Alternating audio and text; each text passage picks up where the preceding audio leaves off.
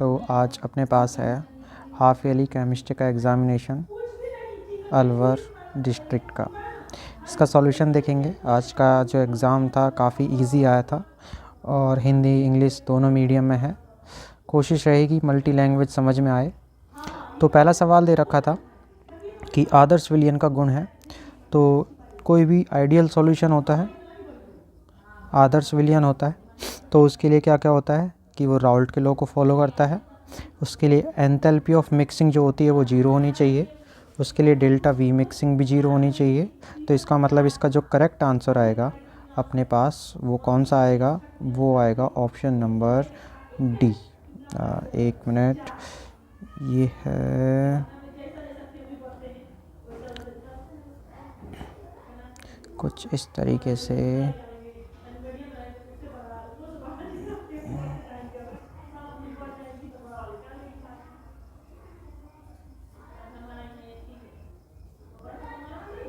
हाँ, तो ये है अपना पहला क्वेश्चन, आदर्श विलयन का गुण। तो इसका ऑप्शन आएगा ऑप्शन नंबर डी। ठीक है, इंग्लिश मीडियम में ऑल ऑफ द अबव इसका आंसर रहेगा। दूसरा अगर सवाल देखें तो हमारे पास दे रखा है कि 500 ग्राम जल में 4 ग्राम NaOH घुला हुआ है तो विलयन की सांद्रता होगी।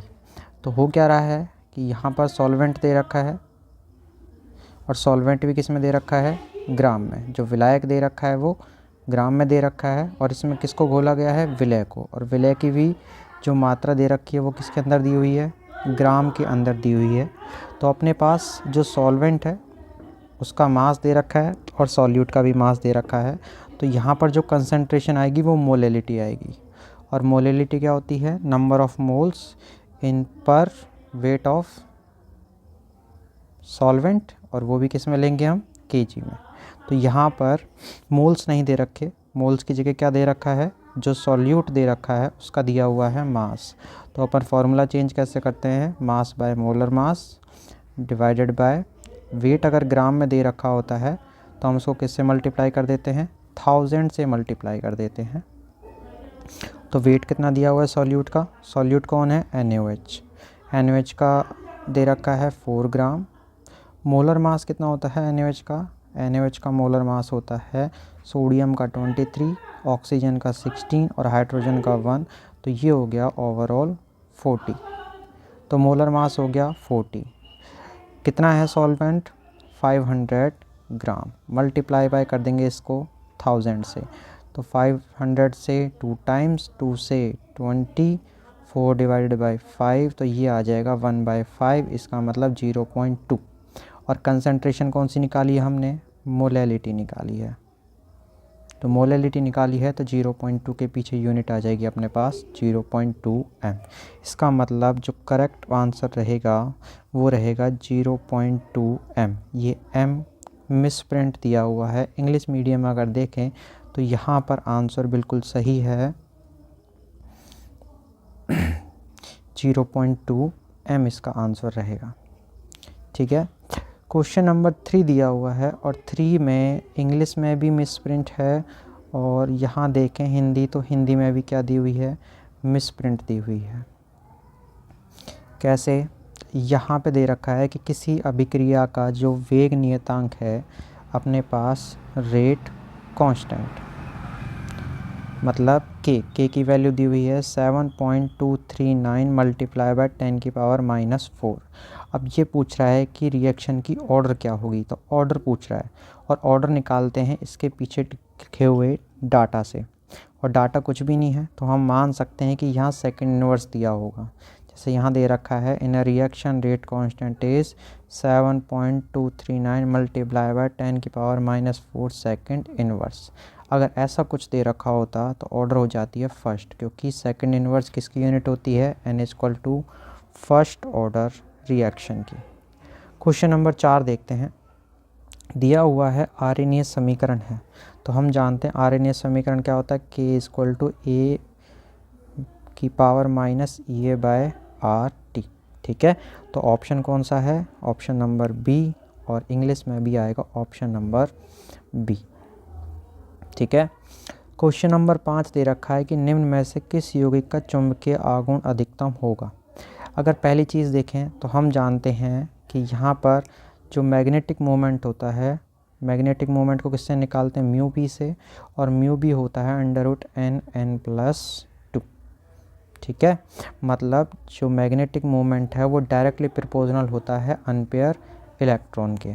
ठीक है, और यहाँ पर हमें 4 आयंस दे रखे हैं, और 4 आयंस कुछ इस तरीके से हैं कि पहला है वैलेंडियम +3, दूसरा दिया हुआ है क्रोमियम +3, तीसरा है आयरन +3 और चौथा है कोबाल्ट +3।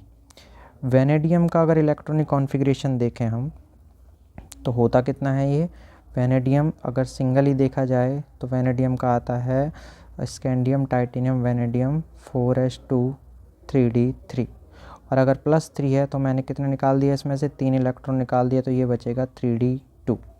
ऐसे ही क्रोमियम जो होता है, क्रोमियम का कितना होता है 4s2 3d4, इसमें से अगर 3 इलेक्ट्रॉन अगर कम कर दें तो इसका जो कॉन्फ़िगरेशन बचेगा वो बचेगा 3d3। उसके बाद अगर हम देखें आयरन, तो आयरन का कितना होता है, आयरन होता है अपने पास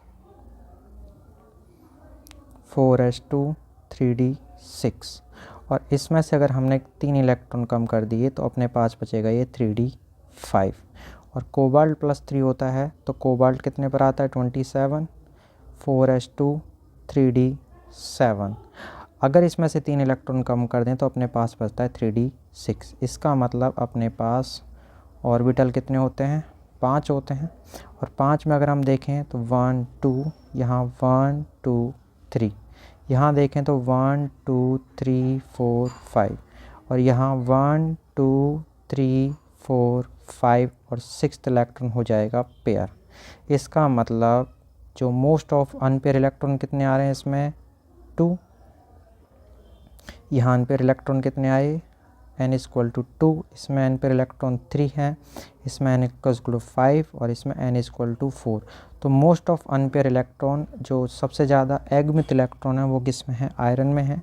तो इसका मैग्नेटिक मोमेंट भी कितना आएगा √5, 5 + 2 मतलब √35। इसका मतलब अप्रॉक्सीमेटली 5.92 बोर मैग्नेटॉन के इक्वल आएगा। तो इसका मतलब ये हुआ कि जो अपने पास मैक्सिमम मैग्नेटिक मोमेंट है वो किसका आएगा, आयरन 3 का। क्वेश्चन नंबर 6 में भी थोड़ी सी मिसप्रिंट है, ये कोबाल्ट नहीं है, ये है कार्बोनिल कंपाउंड। तो CrCO का होल 6 है, और कार्बोनिल जो होता है वो एक तरीके का कैसा लिगेंड होता है, न्यूट्रल लिगेंड होता है, और न्यूट्रल लिगेंड के लिए जो चार्ज होता है न्यूट्रल लिगेंड्स पर वो कितना होता है 0। तो इसने क्या पूछा है, क्रोमियम की ऑक्सीडेशन नंबर। तो हम कैसे निकालते हैं, x + 6 न्यूट्रल लिगेंड 0 = 0, तो x = 0। तो इसका जो ऑक्सीडेशन नंबर आएगा वो कितना आएगा 0। The oxidation number of chromium in CrCO6, ये कुछ भी नहीं दे रखा है यहाँ पे, ये डॉट है, तो कितना आंसर आएगा इसका 0। नेक्स्ट अगर देखें तो क्लोरोफिल में कौन सा पाया जाता है। देखो जो क्लोरोफिल होता है उसके अंदर कौन सा होता है, मैग्नीशियम होता है। विटामिन जो B12 होता है इसमें कोबाल्ट पाया जाता है, और हीमोग्लोबिन जो होता है अपने पास उसके अंदर कौन सा पाया जाता है, आयरन पाया जाता है। तो ऑप्शन नंबर 7 में, क्वेश्चन नंबर 7 में which element is found in chlorophyll, तो ऑप्शन नंबर डी इसका करेक्ट आंसर होगा। नेक्स्ट अगर हम देखें तो निम्नलिखित अभिक्रिया का मुख्य उत्पाद होगा। देखो पहचान क्या है, ये एल्किल हैलाइड दे रखा है, और यहाँ पर दे रखा है एल्कोहलिक KOH। तो एल्कोहलिक KOH में क्या होता है, अल्फ़ा से तो हैलोजन जाता है और बीटा से हाइड्रोजन। तो यहाँ देखो फंक्शनल ग्रुप से जुड़ा हुआ कार्बन अल्फ़ा कार्बन है, और अल्फ़ा कार्बन से जुड़ा हुआ कार्बन बीटा है। तो एक बार अल्फ़ा से तो हैलोजन यहाँ से जा सकता है और हाइड्रोजन यहाँ से जाएगा, तो एक कंपाउंड तो बनेगा CH3 CH2 CH double bond CH2 plus एक बार ऐसा हो सकता है कि अल्फ़ा से हैलोजन यहाँ से जाएगा और बीटा से हाइड्रोजन यहाँ से जाएगा, तो एक प्रोडक्ट क्या बनेगा CH3 CH double bond CH और CH3। और सेट जेफ का रूल क्या कहता है कि वो, इसने पूछा क्या है, मेन प्रोडक्ट, तो मेन प्रोडक्ट कौन सा बनेगा, इसमें अल्फा हाइड्रोजन कितने आ रहे हैं 6 और इसमें अल्फा हाइड्रोजन कितने आ रहे हैं 2। और सेट-जेफ का रूल भी क्या कहता है कि वो वाली एल्कीन मेजर बनती है जिसमें अल्फा हाइड्रोजन या एल्काइल ग्रुप क्या होते हैं, ज़्यादा होते हैं। तो इसका करेक्ट आंसर कौन सा होगा, ऑप्शन नंबर सी। ठीक है, the main product of the following reaction will be, यहाँ पर जो क्वेश्चन दे रखा है उसका आंसर कौन सा आएगा, option number C. 9th question देखें तो फिनॉल की यशद्रज जिंक के साथ रिएक्शन, देखो अपने पास फिनॉल दिया हुआ है और फिनॉल की जैसे ही जिंक से रिएक्शन कराते हैं तो जिंक क्या कर रहा होता है, जिंक यहाँ से ऑक्सीजन ले भाग जाता है और अपने पास जो लेफ़्ट रह जाता है वो क्या रह जाता है, बेंजीन। ठीक है, ये जो क्वेश्चन था वो फिनॉल चैप्टर में रिएजेंट टॉपिक से दे रखा है, तो इसका करेक्ट आंसर आएगा बेंजीन। अगला सवाल है, फेलिंग टेस्ट से प्राप्त लाल अवक्षेप निम्नलिखित में किस यौगिक के बनने के कारण होता है। तो देखो फेलिंग टेस्ट क्या होता है, जब किसी एल्डिहाइड की रिएक्शन किससे करवाते हैं, कॉपर सल्फेट के सॉल्यूशन से करवाते हैं, तो जो एल्डिहाइड होता है वो किस में कन्वर्ट हो जाता है, RCOO- में, और यहाँ पर जो कॉपर होता है उसका रिडक्शन होकर किस में कन्वर्ट हो जाता है, ये Cu2O में, जिसका कैसा पीपीटी आता है, रेड कलर का, ब्रिक रेड का पीपीटी आता है। तो इसका करेक्ट ऑप्शन कौन सा होगा, Cu2O। ठीक है, अब Cu क्यों नहीं है, क्योंकि ये क्या कर रहा होता है, इसका तो क्या कराएगा, ऑक्सीडेशन। कहाँ गया, जो फेलिंग सॉल्यूशन होता है वो एल्डिहाइड का तो क्या कराता है, ऑक्सीडेशन, और खुद का क्या कराता है, रिडक्शन। और खुद का रिडक्शन कराएगा तो कॉपर यहाँ कौन सी ऑक्सीडेशन स्टेट में है, +2, और यहाँ कौन सी ऑक्सीडेशन स्टेट में है, इसके ऊपर माइनस चार्ज, तो 2 के ऊपर 2x - 2 = 0 और 2x = 2 और x = +1। इसका मतलब कॉपर +1 में है और कॉपर +1 में है तो इसका रिडक्शन हुआ है, तो ऑप्शन नंबर सी बिल्कुल करेक्ट रहेगा। यहाँ पर दे रखा है Cu2O। तो ये थे ऑब्जेक्टिव टाइप क्वेश्चंस। अगला सवाल है अपने पास शॉर्ट आंसर टाइप्स में, बेंजीन डायज़ोनियम लवण किस प्रकार की रिएक्शन दिखाते हैं। तो ये दिखाते हैं ESR टाइप की रिएक्शन, जिसको बोलते हैं इलेक्ट्रॉन स्नेही प्रतिस्थापन अभिक्रिया। ठीक है, 11th क्वेश्चन दे रखा है, which type of reaction do benzene diazonium salt show. तो इसका करेक्ट आंसर आएगा ESR। नेक्स्ट सवाल है, एनिलीन की ब्रोमीन वाटर से रिएक्शन करवाने पर क्या बनता है। तो देखो एनिलीन होता है अपने पास कुछ इस तरीके से, ये है बेंजीन। मैं आज देख रहा था काफ़ी सारे बच्चों ने बेंजीन की जगह साइक्लोहेक्सेन बना रखा है, और एनिलीन की ब्रोमीन वाटर से रिएक्शन करवा दें तो हमें पता है एनिलीन इतना ज़्यादा रिएक्टिव होता है, चाहे मीडियम पोलर हो चाहे कार्बन डाइसल्फाइड नॉन पोलर लें, यहाँ पर क्या होता है कि इसकी ऑर्थो और पैरा पोजीशन पर ब्रोमीन ब्रोमीन और ब्रोमीन, तो ये बन जाएगा 2,4,6 ट्राइब्रोमो एनिलीन। ठीक है, तो ये है अपने पास क्वेश्चन नंबर 12 का करेक्ट आंसर। क्वेश्चन नंबर अगर 13 देखा जाए तो DNA में उपस्थित क्षारकों के नाम बताइए, है ना। ये इसने क्या पूछे हुए हैं, बेसिस पूछे हुए हैं। तो बेसिस कैसे निकालते हैं, देखो नाइट्रोजन बेसिस होते हैं, और क्वेश्चन नंबर 13 में DNA पूछा है। तो DNA में क्या होता है, AGCT। ए का मतलब एडेनिन, जी ग्वानिन, सी साइटोसिन, और टी का मतलब होता है थायामीन। ठीक है, तो अपने पास कौन कौन से होते हैं, एडेनिन, दूसरा होता है ग्वानिन, तीसरा लिखना था साइटोसिन, और चौथा हमें करना था थायामीन। ठीक है। और जो अपने पास आरएनए होता है उसमें थायमिन की जगह क्या दे रखा होता है, यूरेसिल दे रखा होता है, ठीक है। नेक्स्ट है अपने पास वसा में विलय विटामिन का नाम बताइए। तो देखो अपने पास क्वेश्चन नंबर कौन सा है, ये 14। क्वेश्चन नंबर 14 कुछ इस तरीके से है कि अपने पास विटामिन जो होती हैं वो कौन कौन सी होती हैं, A B C D E और के। और जो विटामिन्स होते हैं उनके दो टाइप होते हैं, एक तो फैट सॉल्यूबल और एक होती हैं वाटर सॉल्यूबल। तो इसकी ट्रिक बताई थी, जो वसा में विलय हों और एक जल में विलय हो।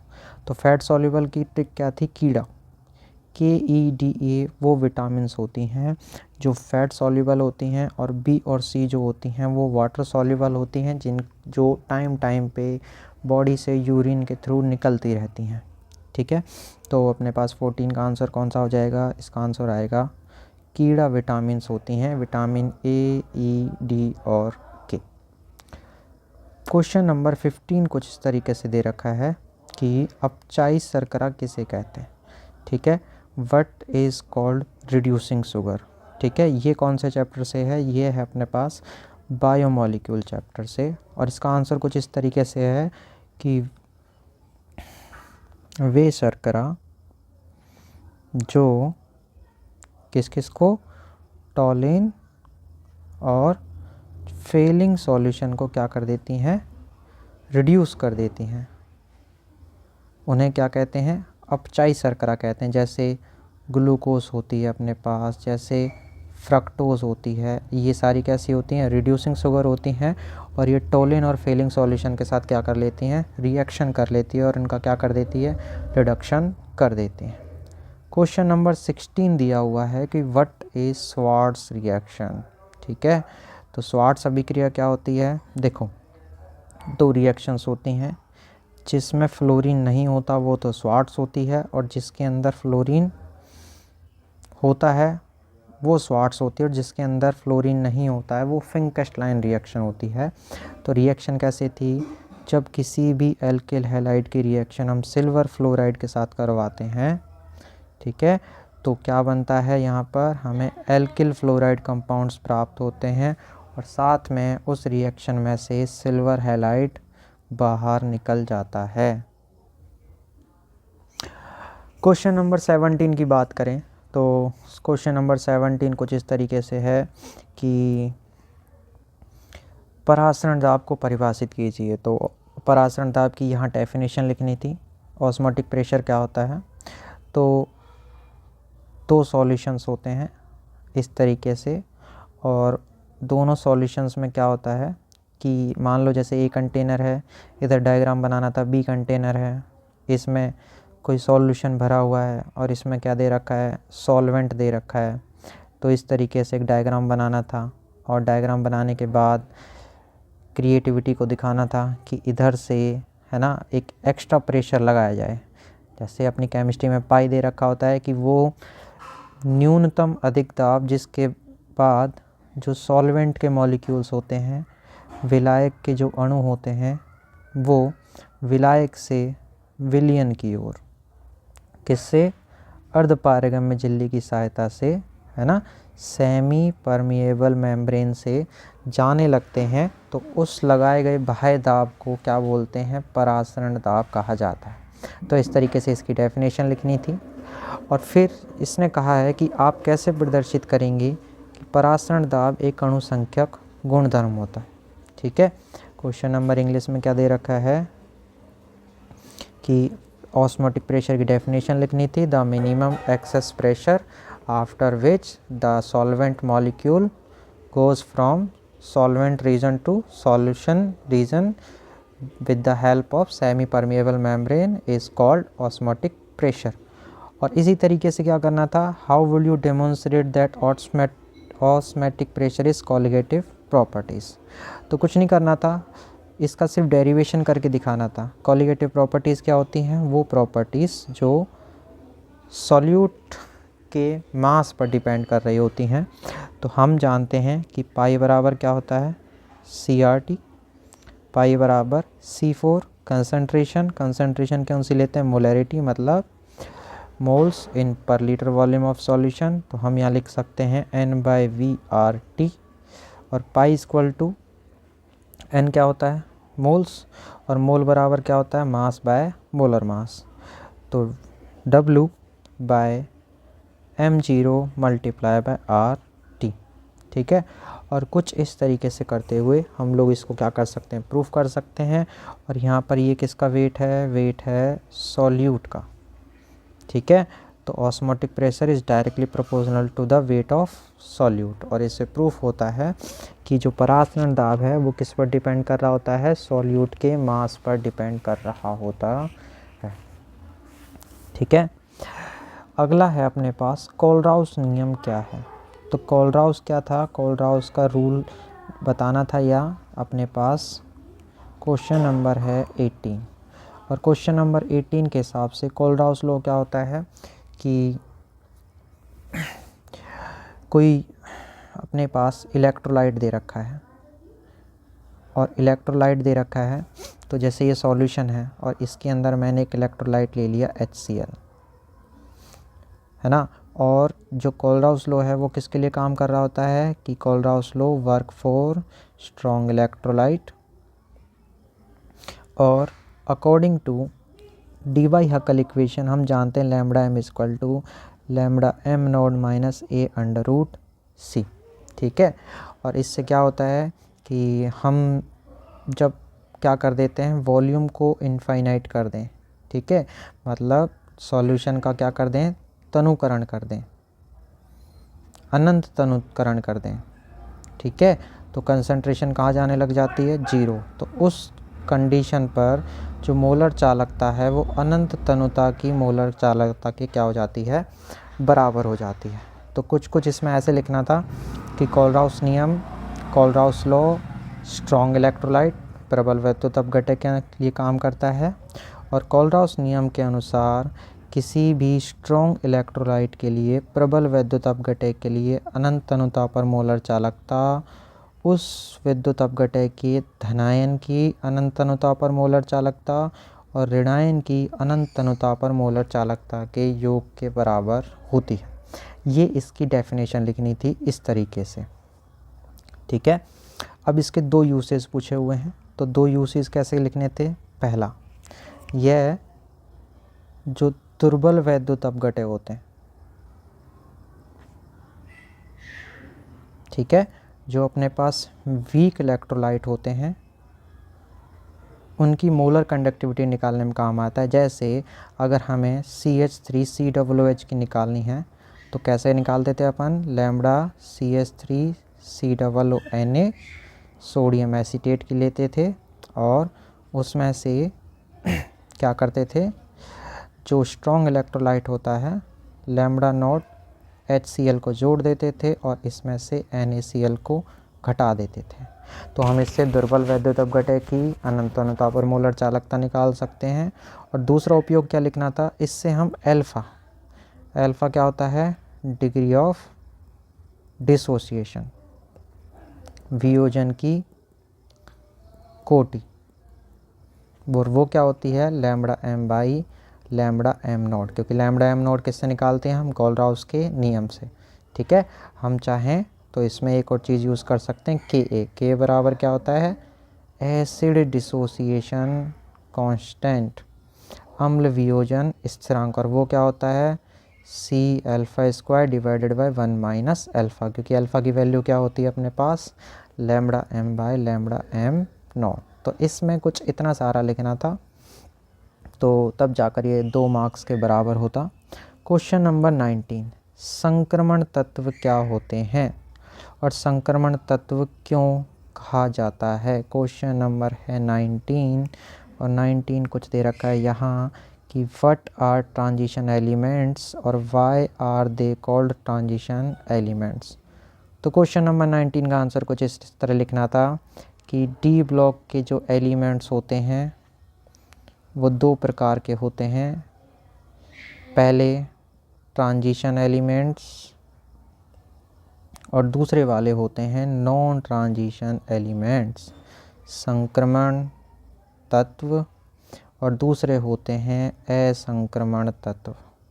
मतलब वे एलिमेंट्स जिनका कॉन्फ़िगरेशन D1 से लेकर और D9 तक होता है उनको तो बोला जाता है संक्रमण तत्व, और जिनका इलेक्ट्रॉनिक कॉन्फ़िगरेशन अपनी ग्राउंड स्टेट में, ठीक है, या स्टेबल ऑक्सीडेशन स्टेट में D10 होता है उनको कहा जाता है नॉन ट्रांजिशन एलिमेंट्स। ठीक है, मोटा मोटा सा इतना ही अगर हम देखें। ठीक है, इसने पूछा क्या है, ट्रांजिशन एलिमेंट्स। और इनको ट्रांजिशन एलिमेंट्स क्यों कहा जाता है, क्योंकि अगर हम देखें तो जो D एलिमेंट्स होते हैं वो कौन कौन से होते हैं, T2G orbitals plus EG orbital से मिलकर बने होते हैं। और स्प्लिटिंग के बाद जैसे ही इनकी स्प्लिटिंग होती है तो ये दो में सेपरेट हो जाते हैं। एक होता है T2G ऑर्बिटल और एक होता है EG ऑर्बिटल। अब मान लो किसी का कॉन्फ़िगरेशन है D3, तो 1 2 3, तो कैसे कैसे फिल करोगे, 1 2, और मान लो वीक फील्ड लिगेंड है, स्ट्रॉन्ग फील्ड लिगेंड है, कुछ भी हो, तो यहाँ से यहाँ चले गए।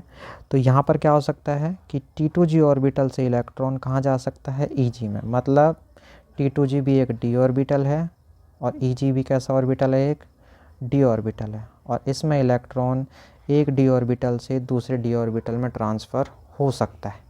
लेकिन अगर हमने कॉन्फ़िगरेशन कैसा ले लिया है, D10, तो D10 में क्या होता है, 2 4 6 8 10, और इनमें अगर हम फिल करने जब बैठ जाएं तो यहाँ पर 2 4 6 2 8 और 2 10, और इनमें क्या होता है कि अब कोई भी इलेक्ट्रॉन अपनी ग्राउंड स्टेट से, मतलब T2G ऑर्बिटल से EG ऑर्बिटल में ट्रांजिस्ट नहीं हो सकता है। एक D ऑर्बिटल से दूसरे D ऑर्बिटल में ट्रांसफ़र नहीं हो सकता है।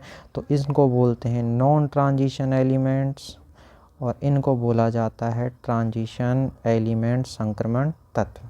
तो आंसर क्या था, आंसर समझ में आया होगा कि संक्रमण तत्व क्या होते हैं, कि जिनका इलेक्ट्रॉनिक कॉन्फ़िगरेशन कितना होता है, D1 से लेकर और D9 तक। और क्यों कहा जाता है, क्योंकि इनमें इलेक्ट्रॉन एक D ऑर्बिटल से दूसरे D ऑर्बिटल में ट्रांसफ़र हो सकता है, संक्रमण कर सकता है, इसलिए इनको संक्रमण तत्व कहा जाता है। क्वेश्चन नंबर 20 दे रखा है कोऑर्डिनेशन चैप्टर से, संकुल आयन क्या होता है, निम्नलिखित को परिभाषित कीजिए। What is complex ion, complex ion. तो संकुल आयन क्या होता है भाई, संकुल आयन क्या होता है, एक स्पीसीज़ जिसमें मेटल अपने सभी लिगेंड्स के साथ कोऑर्डिनेशन बॉन्ड से बॉन्डेड रहता है, और एक, मतलब कुछ इस तरीके से लिखना था कि एक ऐसी स्पीसीज़, संकुल आयन पूछा है कि एक ऐसा आयन पॉजिटिव या नेगेटिवली चार्ज जिसमें मेटल अपने आसपास लिगेंड से कोऑर्डिनेटेड बॉन्ड से जुड़ा होता है, तो उस कंपाउंड को संकुल आयन बोला जाता है।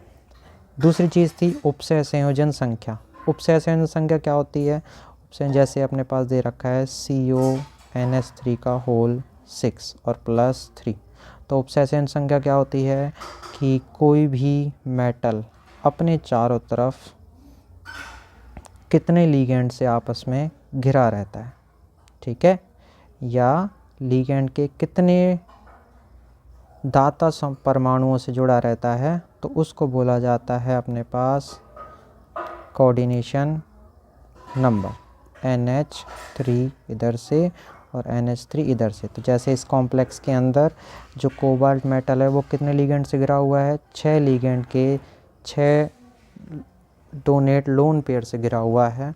तो यहाँ पर कोऑर्डिनेशन नंबर कितना हो जाएगा इसका, 6। ठीक है, कुछ इस तरीके से आंसर देना था। अब बात करते हैं 21 की। 21 में दे रखा है कि अपने पास शुष्क ईथर है, उसकी उपस्थिति में सोडियम और एक कंपाउंड A है, और उसके कितने मोल्स रिएक्ट कर रहे हैं, 2 मोल आपस में रिएक्ट करके कंपाउंड क्या बना रहे हैं, ईथेन बना रहे हैं।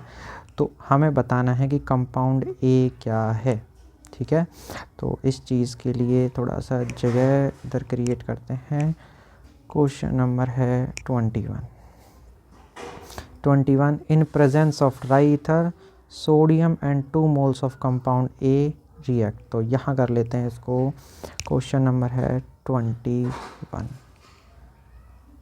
क्वेश्चन नंबर 21 क्या कह रहा है कि मान लो ए कंपाउंड है और ए के कितने मोल्स ले लिए हैं 2, ठीक है। कलर ये लो, कोई ए कंपाउंड है उसके 2 मोल्स लिए और किसकी प्रेजेंस में लिया है ड्राई ईथर, और हम किससे रिएक्शन करवा रहे हैं 2 मोल्स ऑफ ए की सोडियम से रिएक्शन करवा रहे हैं, और यहाँ पे हमने रिएक्शन ली है ड्राई ईथर। तो ये कौन सी रिएक्शन है सोडियम के साथ, और यहाँ पर क्या बना रहा है वो एल्केन बनवा रहा है RR, ये बनवा रहा है एल्केन। तो क्वेश्चन देखते हैं पहचान में आ जाती है कि 2A हमने और एल्केन कौन सी दी हुई है ईथेन बनवा रहा है वो, और ईथेन मतलब CH3CH3। तो ए कंपाउंड क्या हो सकता है alkyl halide CH3X plus CH3X, और उसकी अगर हमने सोडियम से रिएक्शन करवाई है तो सोडियम के कितने मोल्स लिए होंगे एक इधर एक इधर, यहाँ से क्या निकल जाएगा NaX, यहाँ से NaX, rest of the system CH3 के साथ कनेक्ट हो जाएगा और यहाँ बनेगा अपने पास इथेन। तो अपने पास what is compound a compound आएगा CH3X मिथाइल हैलाइड,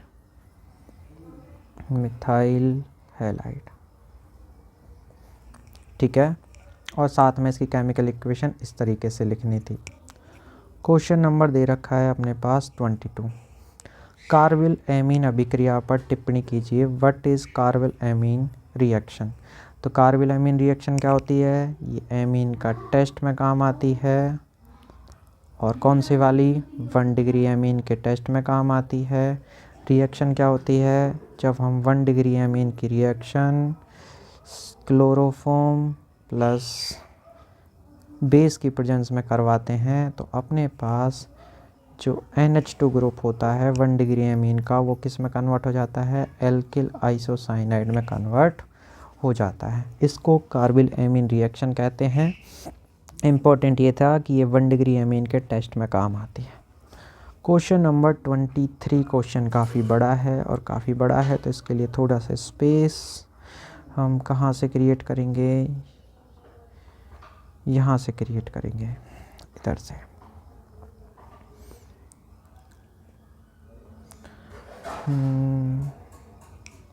इधर और इसको इधर। चलो क्वेश्चन नंबर 23 दिया हुआ है कि प्रथम कोटि अभिक्रिया के लिए वेग स्थिरांक का व्यंजक प्राप्त कीजिए। तो हमें निकालना है रेट कांस्टेंट। क्वेश्चन नंबर 23 तो कैसे करना था, सबसे पहले करना था कि सपोज़ कि कोई रिएक्शन है ए से प्रोडक्ट बना रहा है और ये कौन से रिएक्शन की है फर्स्ट ऑर्डर की। तो हम जानते हैं बाय रेट लॉ, है ना। यहाँ पर क्या लिखना था अभिक्रिया वेग नियम से। तो अभिक्रिया वेग नियम क्या कहता है कि डी किसी भी रिएक्शन का रेट जो होता है dx/dt है ना, वो माइनस d/dt ऑफ ए बराबर प्लस d/dt ऑफ b, ठीक है। इसको अच्छे तरीके से करने का ये है कि रेट लो क्या कहता है कि रिएक्शन का रेट, देखो कैसे करते हैं इसको प्रॉपर तरीके से। सबसे पहले हम लिखते हैं इसका डिफरेंशियल रेट लो, है ना। पहले इसका रेट ऑफ रिएक्शन लिख लेते हैं, rate of reaction for n = 1। First order अभिक्रिया के लिए रेट कैसे लिखते हैं plus minus dx/dt equal to किसके बराबर होता है रिएक्टेंट के माइनस d/dt ऑफ ए बराबर किसके होगा प्रोडक्ट के d/dt ऑफ p। अब हम निकालेंगे इसका डिफरेंशियल रेट लो, डिफरेंशियल रेट लो इसको बोलते हैं अवकल वेग समीकरण। और अवकल वेग समीकरण कैसे लिखते हैं बाय रेट लॉ, अभिक्रिया वेग नियम से अभिक्रिया का वेग किसके बराबर होता है, अभिकारक की सांद्रता के, कंसंट्रेशन ऑफ रिएक्टेंट, और ऑर्डर कितनी मानी हमने 1। तो ये हो जाएगा dx/dt इक्वल टू K1A। ठीक है, और हम लिख सकते हैं इक्वेशन 1 से dx/dt किसके बराबर है, dA/dt के। और वो क्यों करना है, क्योंकि अब हमें निकालना है इंटीग्रल रेट लॉ, है ना, समाकल वेग समीकरण। तो कैसे करेंगे, dx/dt को किसके बराबर लिख सकते हैं, माइनस dA/dt इक्वल टू हो गया K1A। अब दोनों तरफ टर्म्स को बराबर ले लो, माइनस dA नीचे आ जाएगा A, और इधर क्या बचेगा K1dt, और इस माइनस साइन को मैं इधर से इधर ले जा सकता हूँ, ले गए। अब दोनों तरफ क्या कर दो, इंटीग्रेशन 1/A dA बराबर माइनस इंटीग्रेशन K1dt। इसका इंटीग्रेशन करेंगे तो ये हो जाएगा ln ऑफ A बराबर, इधर हो जाएगा माइनस K1। ठीक है, इसका इंटीग्रेशन कैसे करेंगे, माइनस कांस्टेंट को बाहर ले लिया और यहाँ आ गया dt, तो ये हो जाएगा KT प्लस C। अब अप्रॉक्सीमेशंस लगाएंगे कि हमने क्या माना था स्टार्टिंग में, A से हमने रिएक्शन मानी है P, time t equal to 0 पर A की concentration initial A, final 0, time t पर A से कितना कंज्यूम हुआ x, तो प्रोडक्ट कितना बन जाएगा x। तो t इक्वल टू 0 टाइम पर, है ना, A क्या है, कंसंट्रेशन, कौन सी वाली, इसको मान लेते हैं इनिशियल कंसंट्रेशन A0, और ये है अपनी टाइम t पर AT। तो t पर जो कंसंट्रेशन रहेगी ये वाली, इसको कितना मान लेंगे अपन A0, क्योंकि टाइम t पर इनिशियल कंसंट्रेशन है A0, t पर कितनी होती है AT। तो वैल्यू पुट करेंगे तो यहाँ पे आ जाएगा ln ऑफ A0 बराबर माइनस K10 प्लस C, और यहाँ से इक्वेशन आएगी ln of initial concentration of A बराबर C की वैल्यू हम यहाँ पुट कर दें इक्वेशन 2 में, तो अपने पास आएगा ln of A time t पर equal to minus K1t plus ln of A0, और इसको इधर से इधर ले जाएं तो ln of AT minus ln of, अब इसको ऐसा करते हैं कि इस वाली इक्वेशन को तो ले जाते हैं इधर और इसको ले आते हैं इधर, तो ये कुछ ऐसे हो जाएगा। नहीं, एक काम करते हैं कि इस टर्म को कैसे भी कर लेते हैं, कुछ फ़र्क नहीं पड़ेगा। इक्वेशन लाने के लिए ln को ले आओ इधर, तो ln A0 minus ln of AT बराबर माइनस K1t। क्या गड़बड़ किया हमने,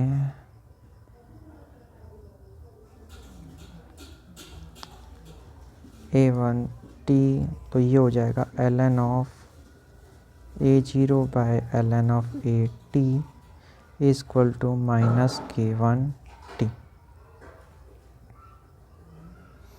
ठीक है, कहीं ना कहीं कुछ गड़बड़ है और कुछ इस तरीके से है। माइनस माइनस, हाँ, हम क्या कर रहे हैं, इसको अगर इधर ले जा रहे हैं तो ये वैल्यू किस में हो जाएगी, माइनस में, और ये रहेगी प्लस में। हमने कैलकुलेशन में मिस्टेक कर दी है कि इसको अगर हम इधर ले जाएंगे तो ये हो जाएगा, ऐसा करते हैं, इस टर्म को इधर ले जाते हैं यहाँ से इधर और इसको इधर, तो ये हो गया K1t equal to ln of A0 minus ln of AT, और यहाँ से आएगा K1t equal to ln of A0 by AT, और ये हो जाएगा K1 equal to 1/t ln of A0 by AT। ठीक है। और ये आ जाता है फर्स्ट ऑर्डर रिएक्शन के लिए फर्स्ट ऑर्डर रेट कांस्टेंट। तो इतना आपको डेरिवेशन करना था। नेक्स्ट अगर हम बात करें तो इसका अथवा वाला पार्ट, क्वेश्चन नंबर 23 का अथवा वाला पार्ट दे रखा है। तो अथवा में क्या पूछा हुआ है इसने, यही कर लेते हैं। एक अभिक्रिया है और अभिक्रिया का वेग दे रखा है ये। तो अभिक्रिया की कोटि क्या आएगी, n = 1/2 + 3/2 = 4/2 = 2। मतलब ये जो रिएक्शन है वो कौन सी ऑर्डर की है, सेकंड ऑर्डर की रिएक्शन है। सेकंड पॉइंट पूछा हुआ है इसमें, आणविकता तथा कोटि में अंतर स्पष्ट कीजिए।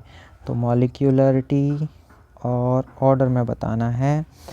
तो पहली चीज़ क्या है, पहले क्या लिखना था कि इसको अभिक्रिया को देखकर बता सकते हैं, इसको अभिक्रिया को देखकर नहीं बता सकते। दूसरी चीज़, ये कैसी राशि है, एक तरीके से सैद्धांतिक राशि है और ये कैसी है, प्रायोगिक है। ये एक तरीके की थ्योरेटिकल वैल्यू है और ये प्रैक्टिकल वैल्यू है। ठीक है। ये क्या होती है, कोई रिएक्शन है और उसमें पार्ट लेने वाले रिएक्टेंट के मॉलिक्यूल्स होते हैं, उनकी टोटल नंबर होती है कि जैसे यहाँ कितने मॉलिक्यूल्स पार्ट ले रहे हैं, एक, तो मॉलिक्यूलरिटी हो गई है 1। ऑर्डर क्या होती है, ऑर्डर को रेट लॉ से निकालते हैं कि किसी अभिक्रिया का अभिक्रिया वेग नियम लिखने पर अभिकारक की सांद्रता की जो घात आती है वो अभिक्रिया की कोटि होती है। मॉलिक्यूलरिटी 0 नहीं हो सकती है, नेगेटिव नहीं हो सकती है, लेकिन जो कोटि है वो 0 हो सकती है, नेगेटिव भी हो सकती है और भिन्नात्मक भी हो सकती है। तो ये इसके कुछ पॉइंट्स आपको लिख देने थे।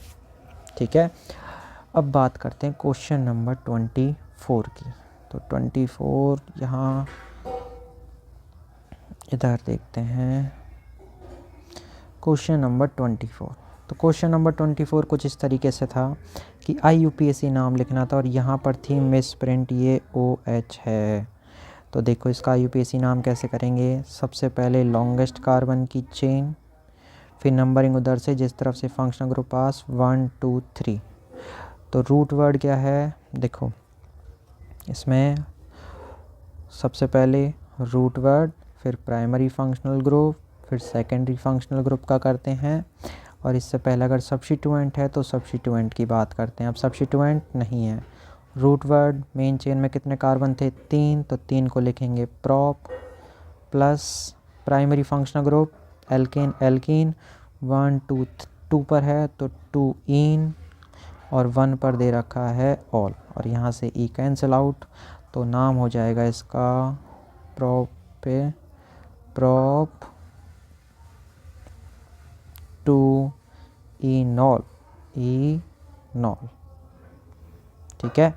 तीसरे वाले में भी मिस प्रिंट थी कि यहाँ पर आएगा सिंगल बॉन्ड, और इसका नाम कैसे करेंगे, अगर फंक्शनल ग्रुप किसी कंपाउंड में 2 से ज़्यादा हैं तो मेन चेन एल्केन की होती है 1 2 3, और नाम क्या हो जाएगा इसका, प्रोपेन 1 2 3 ट्राईऑल। ये इसका करेक्ट IUPAC नाम होगा। क्वेश्चन नंबर 24 में अगर हम बात करें, reaction of phenol with bromine in presence of carbon disulphide. देखो फिनॉल होता है बेंजीन के ऊपर OH, इसकी रिएक्शन करवानी है Br2 के साथ, लेकिन मीडियम कैसा दे रखा है, CH2।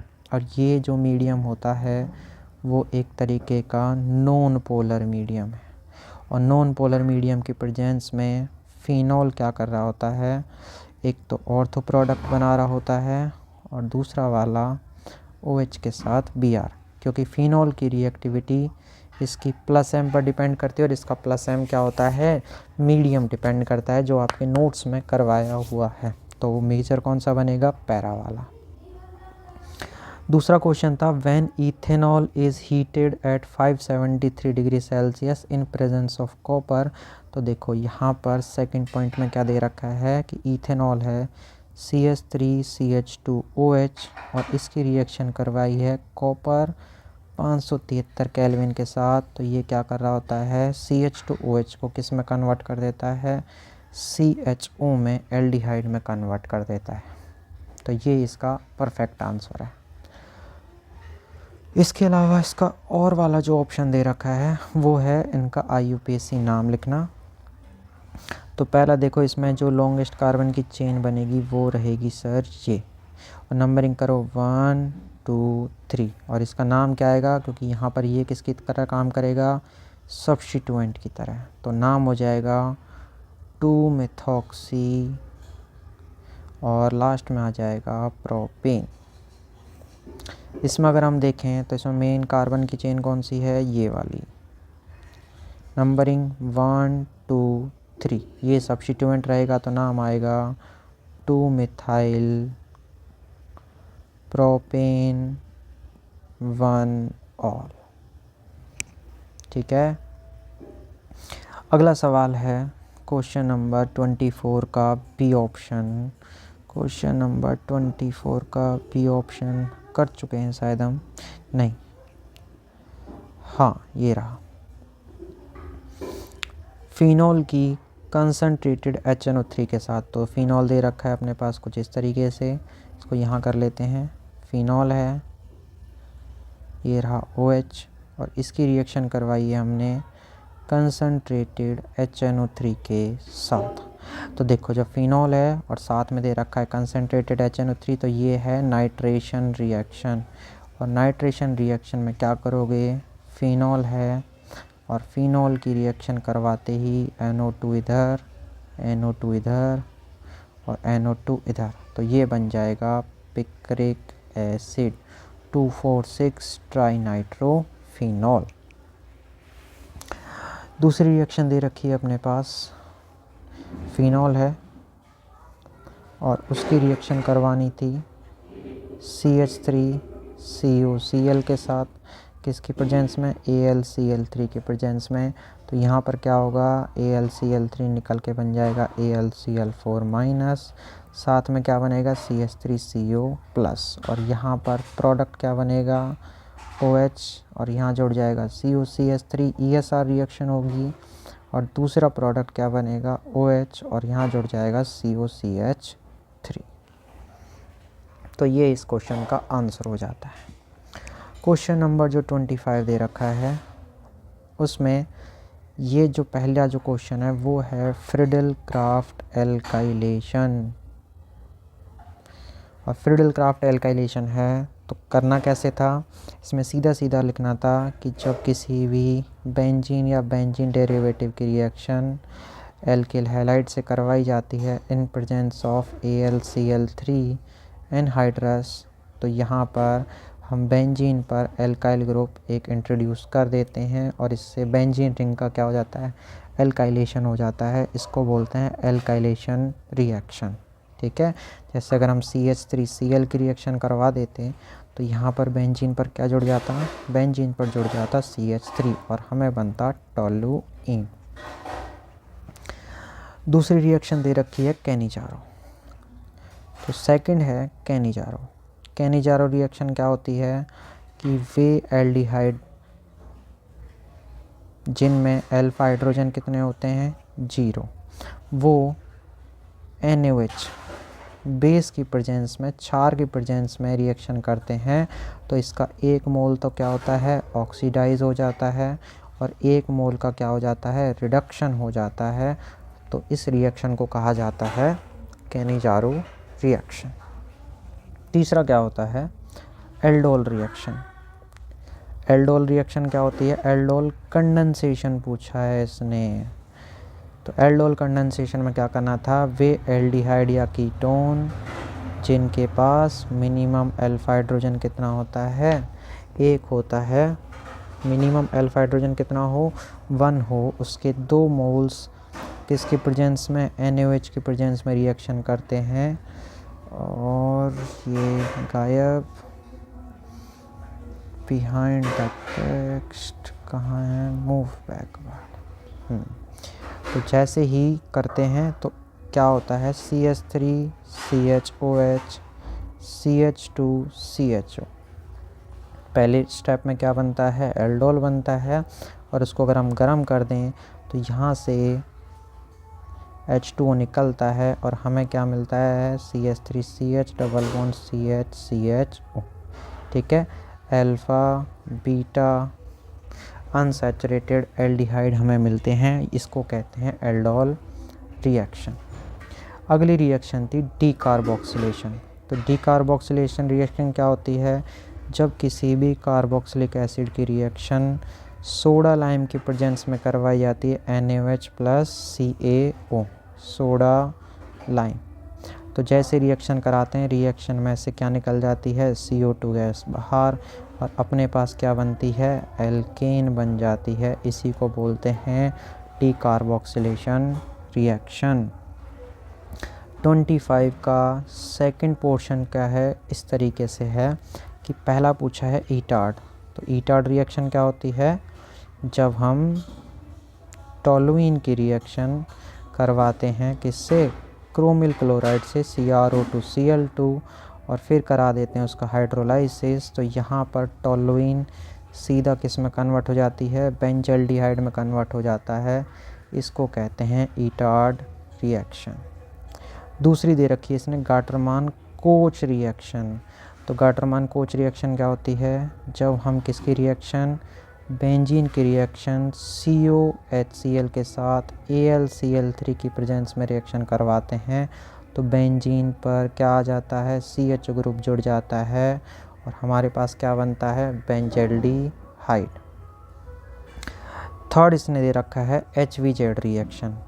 तो ऐसे कार्बोक्सिलिक एसिड्स जिनमें क्या होता है मिनिमम अल्फा हाइड्रोजन कितना हो, 1 हो, वो रेड फॉस्फोरस के साथ X2 यहाँ पर हेलोजन है, और हेलोजन कौन सा, क्लोरीन या ब्रोमीन के साथ अगर हम रिएक्शन करवा दें और सेकंड स्टेप में अगर हाइड्रोलाइसिस करवा दें तो इसका अल्फा हाइड्रोजन रिएक्शन देगा और क्या बना लेगा CH3 CHX COOH, alpha hello carboxylic acid. ठीक है, या एल्केनोइक एसिड। ठीक है, कुछ इस तरीके से लिखना था। और चौथा दे रखा है रोजनमुंड रिएक्शन। रोजनमुंड रिएक्शन क्या होती है, जब हम बेंजोइल क्लोराइड की रिएक्शन पैलेडियम के साथ बेरियम सल्फेट की प्रेजेंस में करवाते हैं, तो जो COCl ग्रुप होता है वो किस में कन्वर्ट हो जाता है CHO में, बेंजल्डिहाइड में कन्वर्ट हो जाता है। इसी को कहा जाता है रोजनमुंड रिएक्शन। आई होप आप सभी ने बहुत अच्छे से पेपर किया होगा। ठीक है, कि GSM केमिस्ट्री पॉइंट पर आने के लिए थैंक यू सो मच। आपका पेपर अच्छा जाए और मार्क्स अच्छे जाएं। धन्यवाद।